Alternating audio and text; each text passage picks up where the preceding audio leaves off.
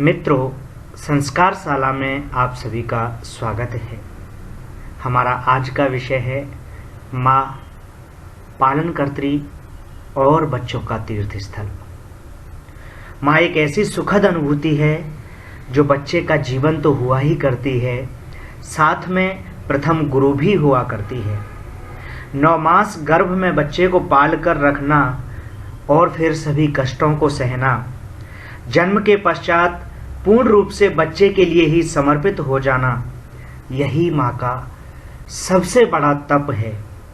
इसीलिए शास्त्रों में भी कहा गया है, जननी जन्मभूमिश्च स्वर्गादपि करियसी, अर्थात माँ एवं मातृभूमि स्वर्ग से भी बढ़कर हैं।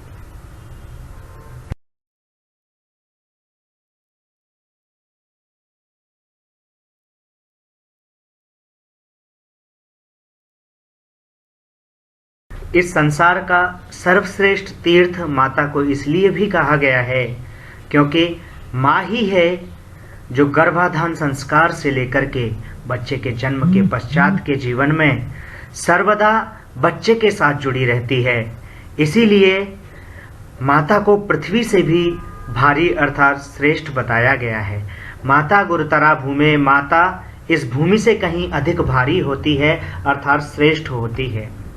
महर्षि मनु ने मनुस्मृति के एक श्लोक में कहा है, उपाध्यायान दशाचार्य आचार्याणाम शतम पिता सहस्रम तु पितृन माता गौरवेणातिरिच्यते, अर्थात 10 उपाध्यायों से बढ़कर एक आचार्य होता है, 100 आचार्यों से बढ़कर एक पिता होता है और 1000 पिताओं से बढ़कर के एक गौरवमयी माता हुआ करती है।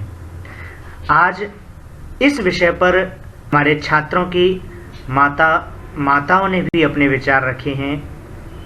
आइए उनके विचारों को सुनते हैं।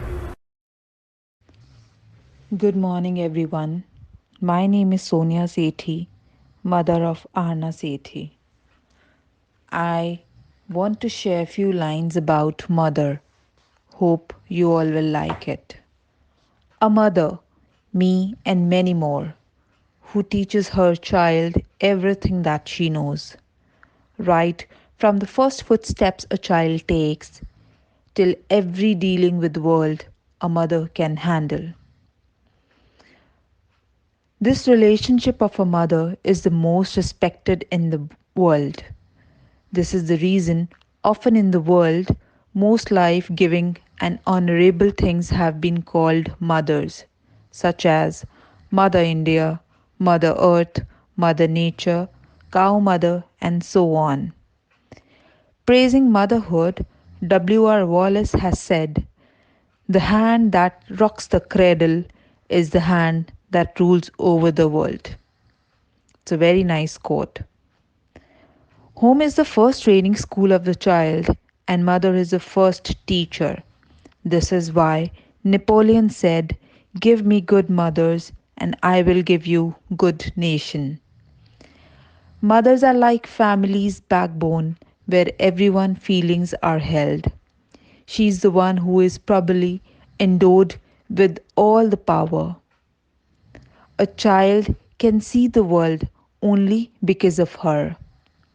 Isn't she a walking miracle of God? Thank you. Have a good day.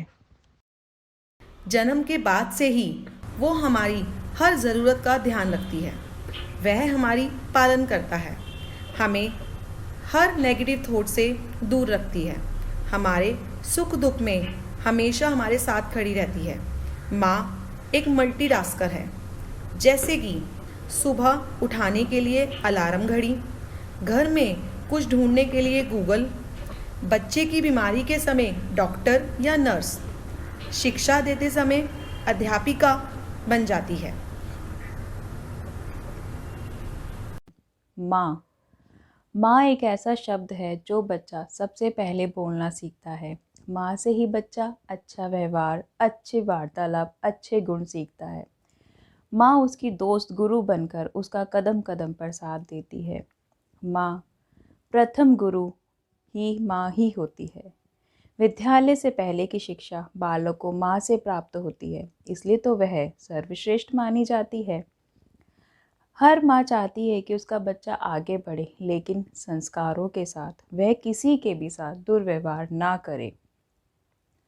जीवन में उन्नति के साथ साथ सदाचार तथा अच्छे संस्कारों का होना अत्यधिक आवश्यक है। इसलिए सभी बच्चों को ईश्वर और माँ का धन्यवाद देना चाहिए कि वह हमें इस सुंदर संसार में लाई। आशा करती हूँ मेरे विचार आप सबको अच्छे लगे होंगे। धन्यवाद। एक माँ और बच्चे का संबंध सभी संबंधों से पहले निर्मित होता है। एक बच्चे को सभी रिश्ते उसके जन्म के पश्चात प्राप्त होते हैं, किंतु माँ के साथ उसका रिश्ता 9 माह पहले ही स्टार्ट हो जाता है।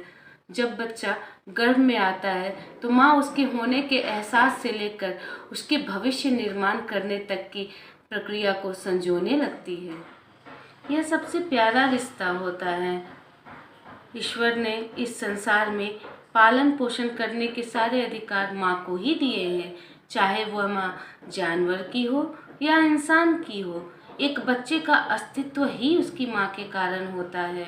एक व्यक्ति की सफलता के पीछे उसके माँ के दिए संस्कार ही होते हैं।